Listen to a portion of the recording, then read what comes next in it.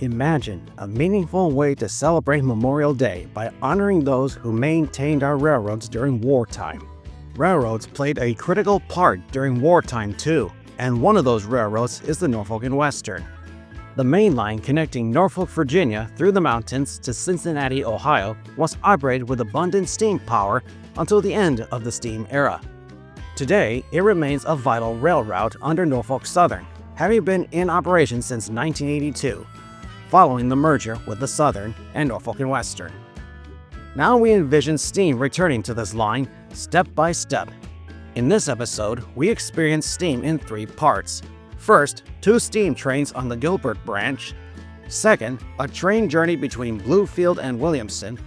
And third, mainline action from Canova, West Virginia to Columbus via Portsmouth, Ohio during Memorial Day weekend. This is episode 8 of the N&W Saga and episode 19 of season 2 of the Revival Steam podcast. I am Alec Butler, the narrator, host, and sound editor of this fictional railroad podcast, which narrates future American steam train stories in 21st century America through words and sounds.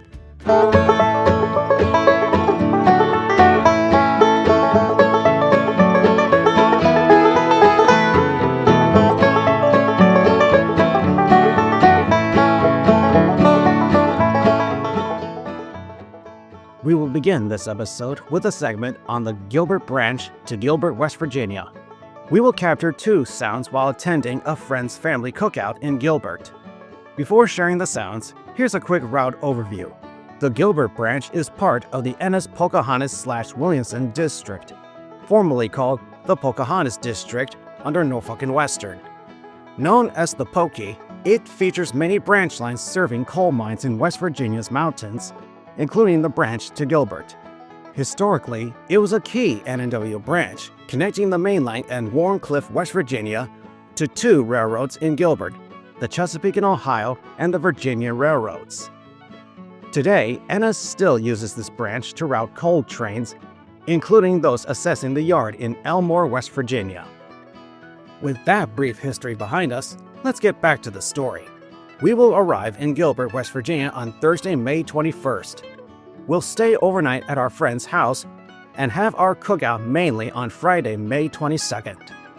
We will catch 2 trains on this line, the first at the new station along Larry Joe Harless Drive beside the Guyandotte River. Both are steam-powered, with one as a passenger train and the other as a coal train. This will be a quick visit to the branch before chasing a train on the Bluefield to Williamson line, where most of the action will be in Ohio. This Memorial Day trip on the N&W will be enjoyable for you, your family, and our friend. So, sit back, open your window to the sounds of late spring, and close your eyes. Let's imagine spending this wonderful Memorial Day weekend on the Norfolk and Western, traveling along a branch line and the main line.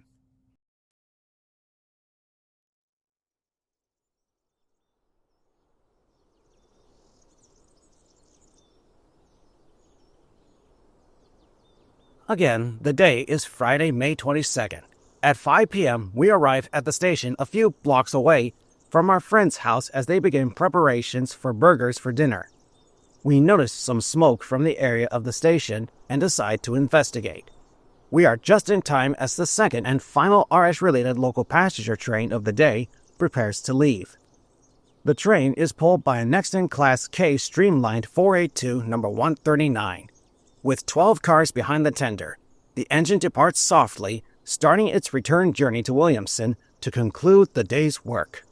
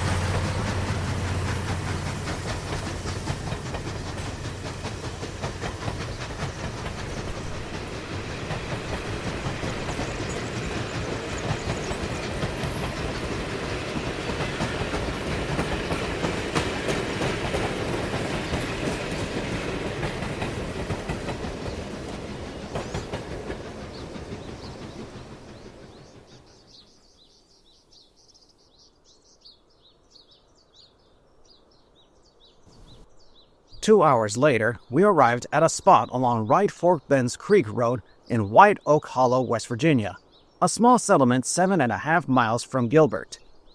We are about to observe a loaded coal train making its way through the mountains from Williamson to Gilbert. This is NS-81W, powered by two Tribute 2882 Y-Class engines. Y6B number 2173 leads the train, while Y6A number 2163 pushes the train from the rear. It's a perfect way to end the day, and we plan to stay overnight at our friend's house before our main chase the next day. For now, enjoy the steam-powered coal train as it moves through the mountains at dusk.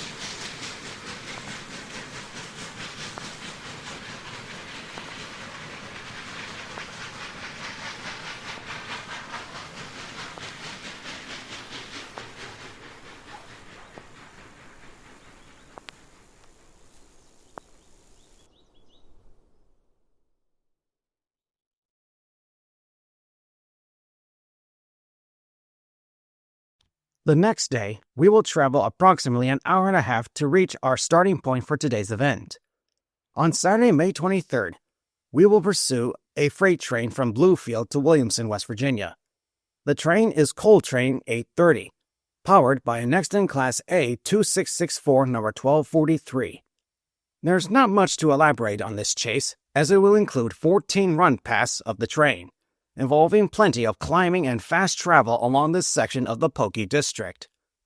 Notably, the 8th run pass has the train arriving in Elmore, West Virginia for servicing before continuing to Williamson, where the chase will conclude. This will be a lengthy yet enjoyable segment, rich with sound featuring a new version of NW steam power performing as it did in the 1940s and 50s. Sit back, relax, and enjoy this excellent chase.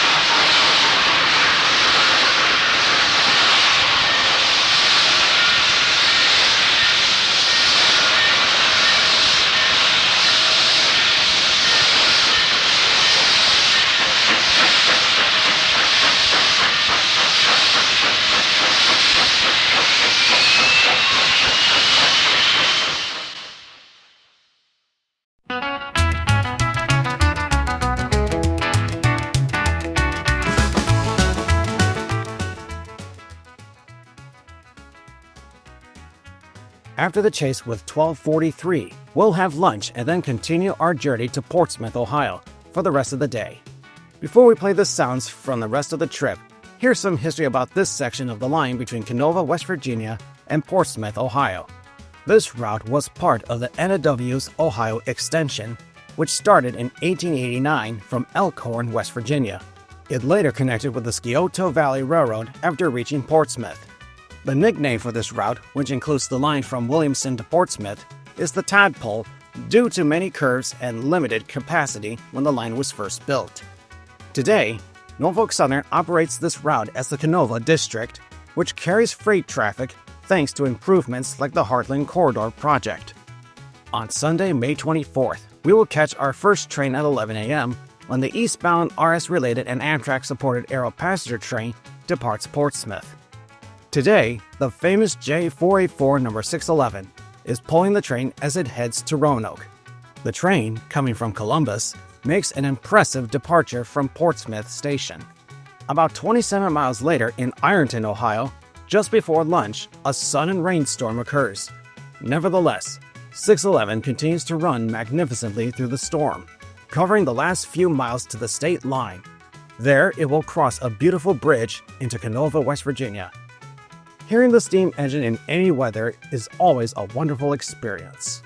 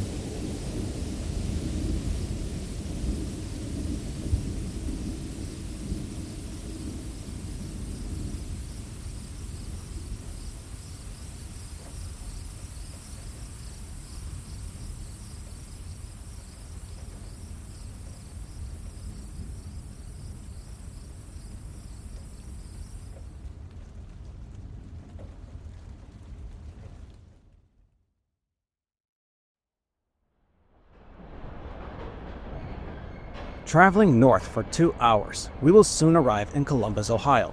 Around 2:15 p.m., half an hour after reaching here, we will be outside the station near the Rickenbacker yard as an RS-related passenger train departs southbound toward Portsmouth.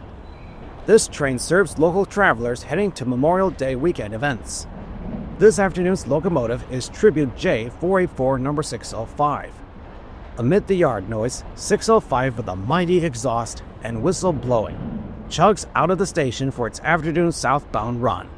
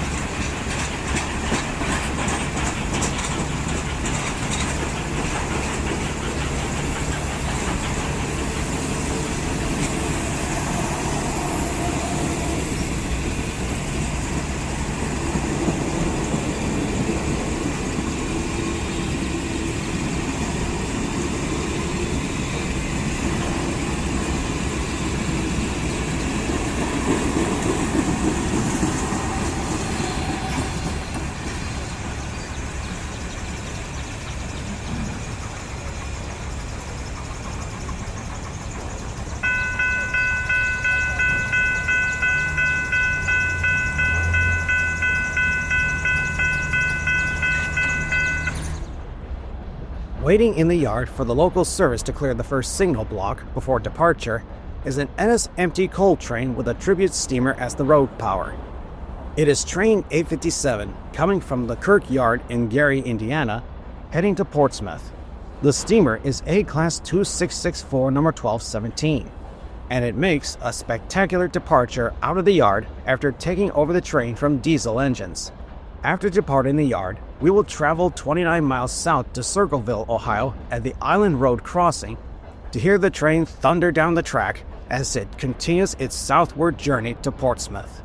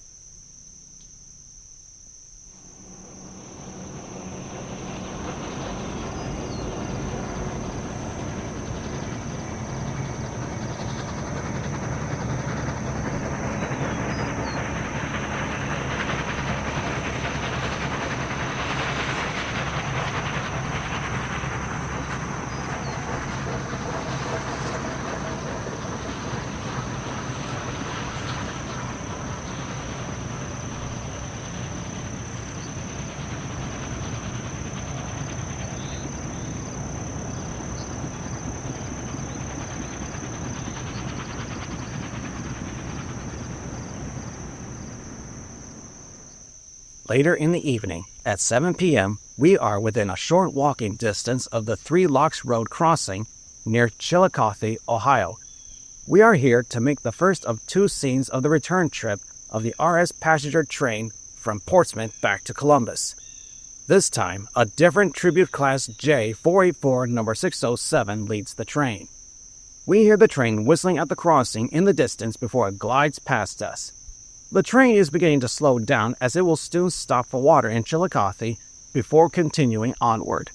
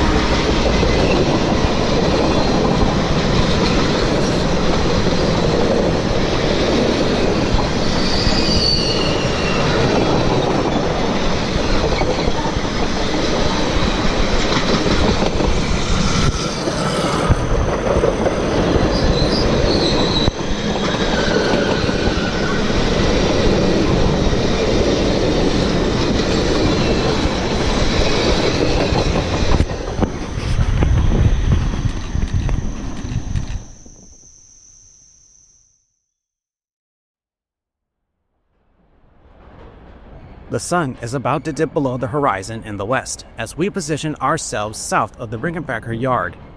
607 makes a quiet approach to the station where tired passengers will disembark to spend the night or head home to Columbus. We will also catch the moment when the train passes one more time as the engine pulls the coaches to the Watkins yard for servicing for tomorrow's activities. We imagine people are watching the train go by with looks of awe on their faces as this new version of an iron horse glides by with the nearby neon colors reflecting off the engine and coaches on this cool spring evening.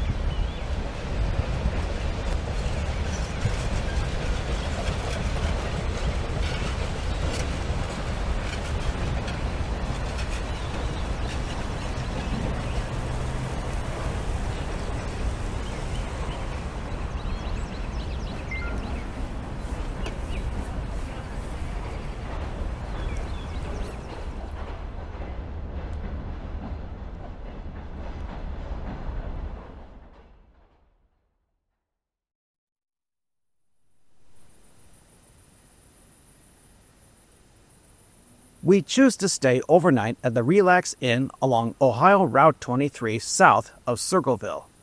That night, we hear two trains thunder northward from across the road at the inn, both pulled by Tribute A Class 2664s. The first is a northbound single-stack container train 273 from Port Log Yard in Norfolk, Virginia, en route to Landers Yard in Chicago, being led by Tribute number 1221. 40 minutes later, the second northbound train, an empty grain train 47R from Valdosta, Georgia, is nearing the end of its journey, being powered by Tribute A number 1231. Both engines, honoring the mighty A-class steamers, broadcast their distinctive N&W Hooter whistles across the landscape, bidding good night to locals, and once again demonstrating that the steam era has returned.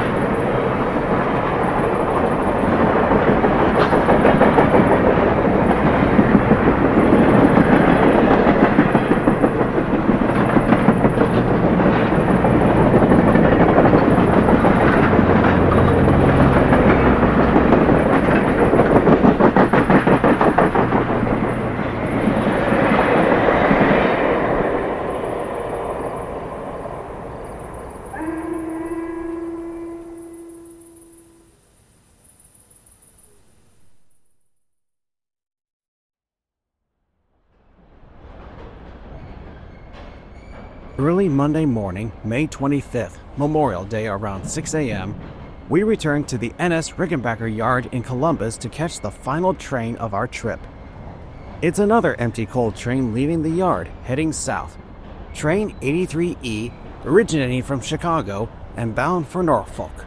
Surprisingly, the lead engine on the train as far as Portsmouth for an engine change is Tribute Y6B number 2173. Due to an engine shortage, 2173 was called from West Virginia and ferried to Ohio shortly after we heard it on the Gilbert branch. But let's not dwell on that. Instead, enjoy 2173 moving this empty coal train south. Although there was less action on this trip, we previewed what will be featured in the next episode.